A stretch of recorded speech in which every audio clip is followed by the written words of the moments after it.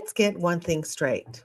I never applied for the role of cancer patient. No headshots, no auditions, no callbacks.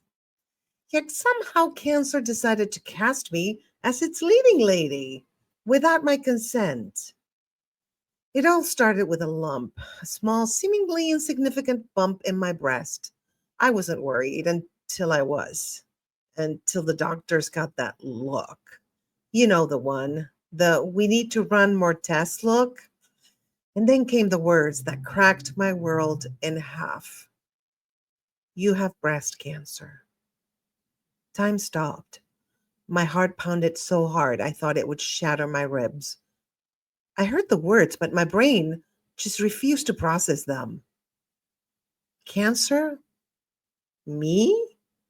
The same woman who is a swim teacher, eats organic most of the time, and avoids toxic relationships like a pro? How the hell this was happening? I just sat there, stunned, waiting for the doctor to tell me it was all a mix up. Maybe they got my mammogram and ultrasound confused with someone else's. Once the initial shock wore off, or at least dulled to a low roar, I did what any rational person would do. I Googled it. Oh, bad idea. Within minutes, I was convinced I had 2 weeks to live. Google is not your friend when you have cancer.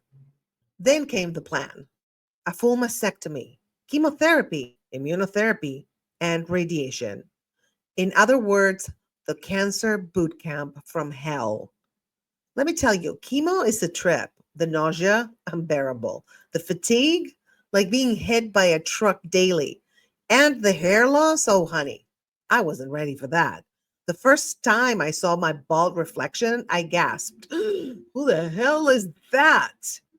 But I refused to let cancer take my spirit. Instead of mourning my hair, I threw a goodbye party for it. Oh, yes. I shaved it off before chemo could do the honors, because if cancer was going to steal my locks, I was going down on my terms. And honestly, bald looked kind of badass on me. Here's what no one tells you about cancer: it's absurd. The side effects, bizarre. The things people say, hysterical. People love to give you advice when you have cancer. Have you tried turmeric? My cousin's neighbor's dog beat cancer with essential oils. Just think positive. Oh, wow, thank you. Why didn't I think of that? Well, one day, mid chemo, bloated and bald, I looked in the mirror and thought, I look like a cross between an alien and a potato. And I laughed, like full body, tears streaming, can't breathe kind of laugh. And that's when it hit me. I could either cry through this or laugh through it. And if I had to go through hell, I was going to do it with style. After the mastectomy came the great boob debate. To reconstruct or not to reconstruct, that was the question. I decided to go for it, only to realize that the whole process is basically a construction process. Implants, pain, more pain.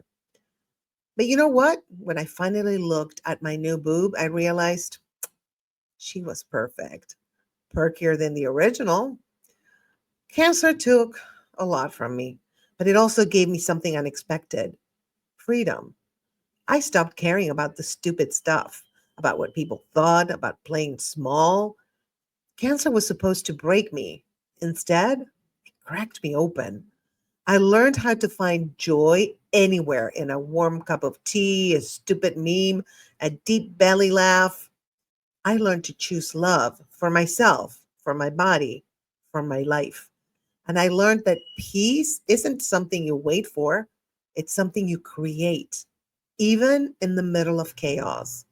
So here I am, cancer free, thriving, and sharing my story, not just to survive, but to help others find their own power in the storm. Because if there's one thing I know now, it's this: cancer may have tried to take me down, but honey, I took my power back. And I did it, laughing all the way to Thriveville.